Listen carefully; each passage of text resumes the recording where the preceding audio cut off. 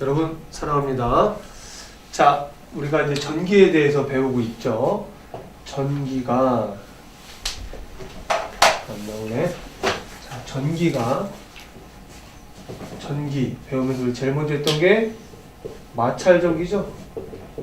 마찰전기. 그 다음에 정전기, 유도, 그리고 이제 검전기까지 한번 살펴봤죠. 검전기까지 살펴봤는데, 자, 이번 시간에는 이거는 이제 그 마찰을 시켜서 순간적으로 전기가 발생한 거고, 또 이제 그 전기를 띠는 물체들 간의 그 상호작용에 대해서 또 전기를 띠고 있는지 그 여부를 이제 살펴보는 거지 봤는데, 실제로 전기라고 하면요, 전기가 흘러가는 어떤 이제 도선이죠, 전선의 전기가 이렇게 흘러가면서 뭐 이렇게 냉장고를 돌려주기도 하고, 에어컨을 켜주기도 하고, 핸드폰을 충전하기도 하고, 컴퓨터를 이렇게 컴퓨터의 화면이나 이제 컴퓨터를 돌려주기도 하고, 노트북에 또 마찬가지죠. 그게 다 이제 어떤 그런 도선 내에서 이제 전기가 흘러가면서 하는 일들인데, 선생님 이번 시간에는 뭘 설명할 거냐면 전류에 대해서 이제 설명을 하려고 합니다. 전류는 전하의 흐름이야.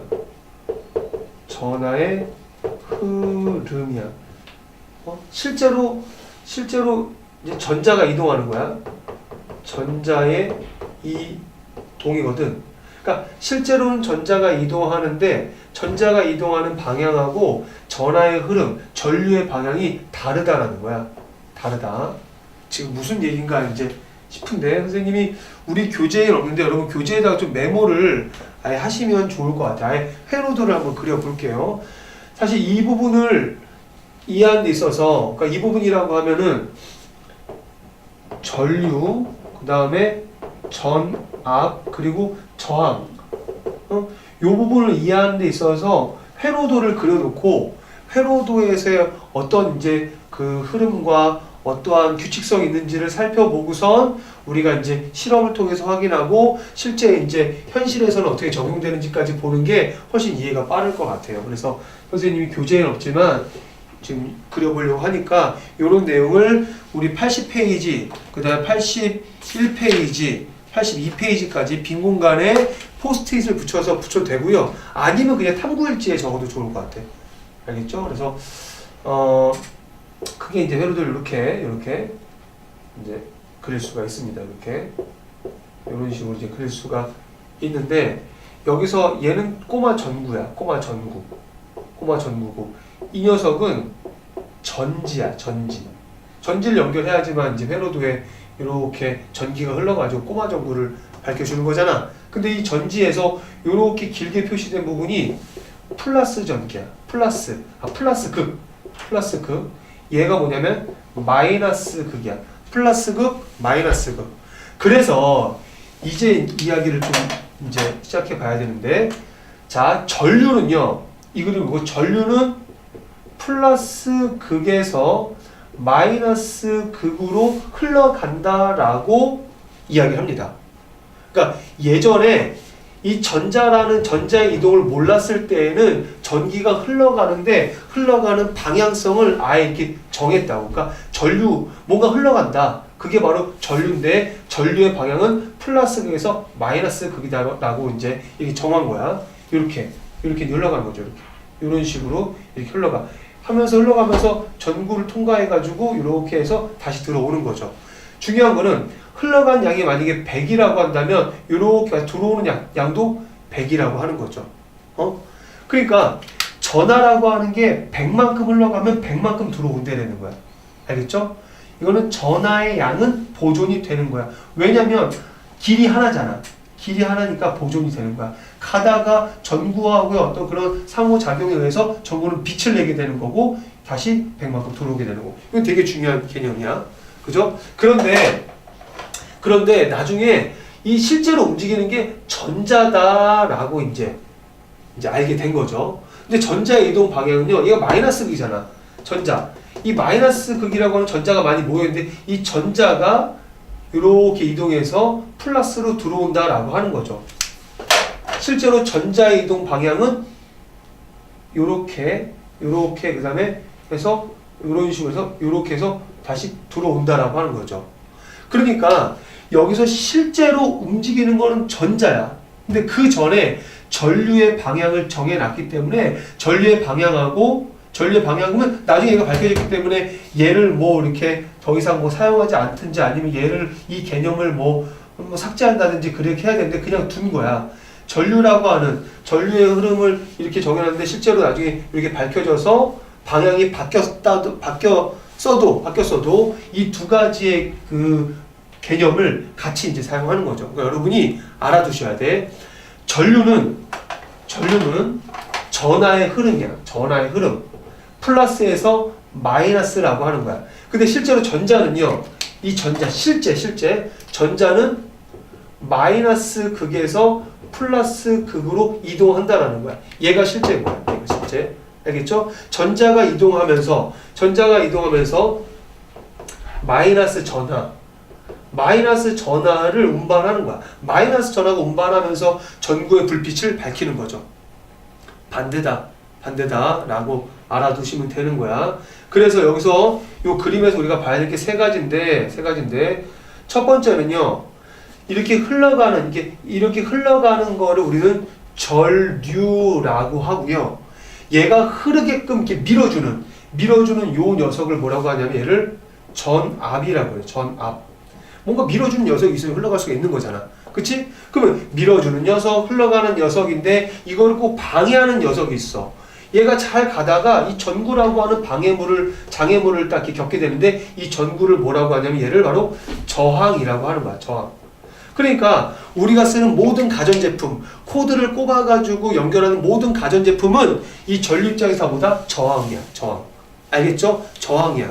그러니까 저항에 부딪혀가지고 그 부딪힌 결과로서 우리가 빛도 이렇게 비춰지는 거고 냉장고도 사용하는 거고 노트북도 쓸 수 있는 거고 다 이런 개념인 거야. 알겠죠? 관점을 달리 보자라고 하는 거지.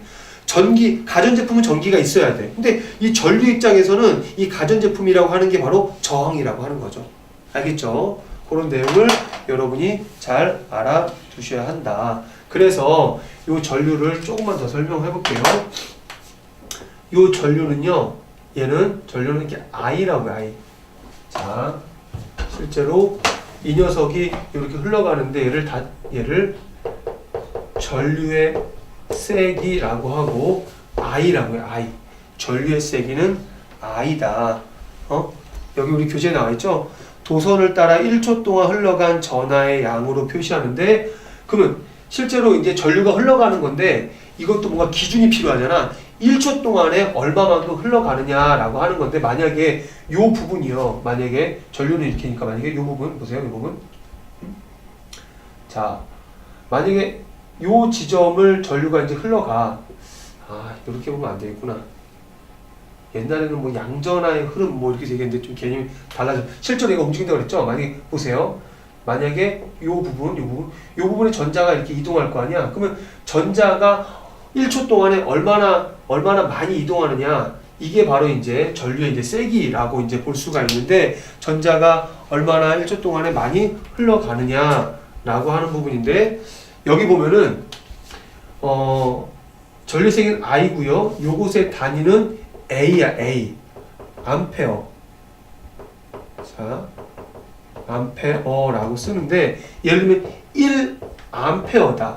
여기에 흘러간 이 전류의 세기가 1암페어다. 얘가 만약 1암페어다라고 하면 얘가 뭘 의미하는 거냐면 요 단면을 1초 동안에 6.25 곱하기 10의 18승계 무슨 말입니까? 1초 동안에 6.25 곱하기 10의 18승계의 전자가 이동했을 때 그때의 세기를 1암페어라고 하는 거야. 그때의 세기. 그때의 전류의 세기 I가 1암페어다라고 하는 거야. 얘는 전류의 세기를 기호로 표현한 거고 지금 내가 얘기한 1초 동안에 이 허블나게 많은 이 정도의 전자가 통과했을 때의 세기를 1암페어라고 하는 거야. 이거는 굉장히 센 양이야. 이 정도가 통과하면 사람은 즉사합니다. 사실은. 이건 굉장히 센 전류의 세기야. 근데 우리가 개념을 배우면서 1이라고 하는 숫자가 간단하니까 1A, 1A. 이건 사실 굉장히 센 전류야. 이 정도가 우리 몸에 흘러가게 되면은 우리는 뭐 나만할 수가 없는 부분인 거죠. 알겠죠? 그래서 요 1A 까지 이렇게 좀 보시면 되고요.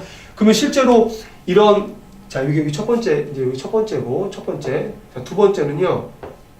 실제로 이런 도선 내에 여기에 얼마만큼의 전류가 흘러가는지를 확인하기 위한 장치가 바로 전류계야. 전류계. 이거 좀 실험을 해보려고 합니다. 그래서 전류계는 여러분이 좀 이 전류계에 대해서 좀 조사를 해보면 좋겠는데 이 전류계는 회로도에 직렬로 연결한다. 당연히 그럴 수밖에 없죠. 얘가 얼마큼 통과하는지 알기는 여기다가 이 길목에다가 전류계를 설치해야 될 거 아니야. 이 길목에다가 이렇게 이런 식의 전류계를 설치해야 되는 거야. 보입니까, 이거? 자, 요 길목에다가 이렇게 A에서 요 전류계를 설치해야 되는 거야. 전류계를 설치를 해야 된다. 이건 어렵지가 않죠. 네, 이렇게 이제 보시면 되고요. 자, 그 다음에 세 번째, 이제 마지막입니다. 세 번째는 그러면 실제로 1초 동안에 이만큼 흘렀을 때가 1A인데 얘가 만약에 요 지점을 이렇게 통과할 거 아니에요. 요 지점을 통과할 때 만약에 1초가 아니라 만약에 1분이야. 1분 동안에 대체 얼마만큼 통과하겠냐? 그 1분 동안에 통과하는 총량. 그러니까 1A는 단위가 1초라고 정해져 있는데 거길 통과하는 전하의 총량, 어느 지점을 통과하는 전하의 총량을 뭐라고 하냐면 이걸 바로 전하량이라고 해요. 얘랑 얘랑 똑같은 거야, 사실은. 전하량. 전하량은요, C라고 해요, C. 전하량은 C다, C. C고요. 얘는 I 곱하기 T야. I 곱하기 T.